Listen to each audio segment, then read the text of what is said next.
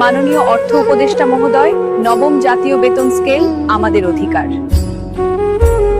আমাদের এক দফা এক দাবি, দিতে হবে, আমাদের দাবি মানতে হবে।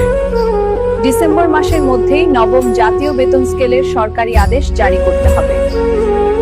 আমাদের পে স্কেল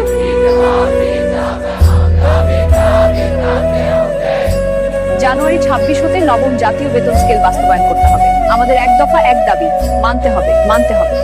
আমাদের দাবি মানতে হবে, পে স্কেল দিতে হবে।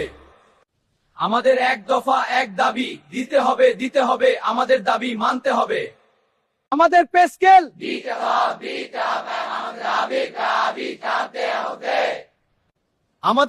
আমাদের দাবি মানতে হবে, পে স্কেল দিতে হবে।